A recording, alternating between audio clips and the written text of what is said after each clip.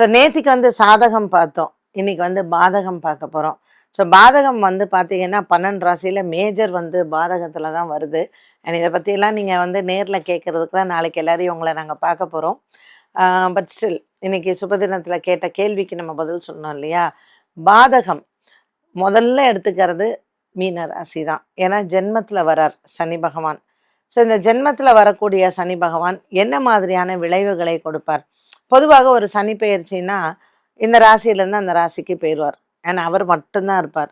ஆனால் இந்த தடவை பாருங்க அந்த சனி பகவானை வரவேற்கிறதுக்கு சூரியன் இருக்கிறாரு, ராகு இருக்கிறாரு, சுக்கிரன் இருக்கிறாரு, அண்ட் சனியும் போய் அங்கே உட்கார போறாரு.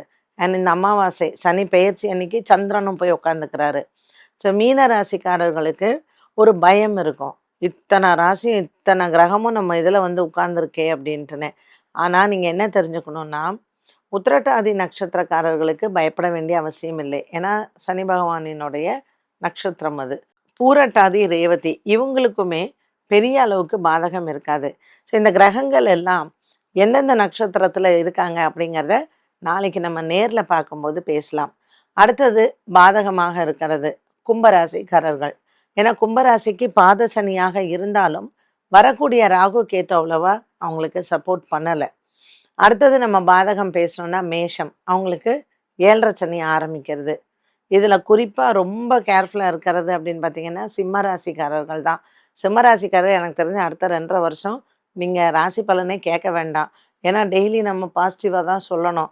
இவங்க சொல்கிறாங்க நமக்கு எதுவும் நடக்கலை அப்படின்னு கோவம்லாம் வரும். இல்லை நீங்கள் வந்து கமெண்ட்ல எல்லாமும் திட்டி போடுவீங்க. ஸோ சிம்மராசிக்காரர்களுக்கு உங்களுக்கு வந்து இது ஒரு சீசனிங் பீரியட்னு சொல்லலாம். என்னை எவ்வளோ வடிவேலு மாதிரி தான், நீ அடிக்கிற வரைக்கும் அடி, எவ்வளோ அடிக்கிறியோ நான் தாங்கிக்கிறேன் அப்படின்ட்டுன்னு. அண்டு கன்னிராசிக்காரர்களுக்கு கண்டக சனி வருது. துலாம் ராசிக்காரர்களுக்கு இப்போ 6ஆம் இடத்துல வரும் சனி, சஷ்டம சனின்னு சொல்கிறது. பொருளாதாரம் நல்லா வந்தாலும் கூட அதில் வந்து அவங்க அந்த எதிரிகள்கிட்ட ரொம்ப கேர்ஃபுல்லாக இருக்கணும். அண்டு தனுசு ராசிக்காரர்கள் பார்த்திங்கன்னா 4ல் வருது சனி, இது அர்த்தாஷ்டம சனின்னு சொல்கிறது.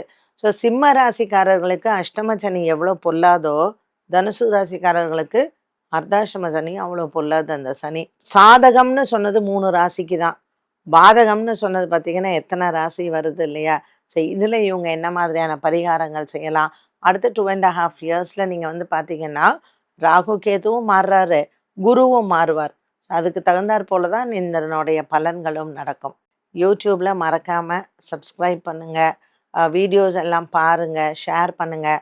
அண்ட் இப்போல்லாம் நமக்கு வந்து நிறையா ஷார்ட்ஸும் ரீல்ஸும் வருது இல்லையா? அதெல்லாமும் நிறையா நீங்கள் ஷேர் பண்ணுங்கள்.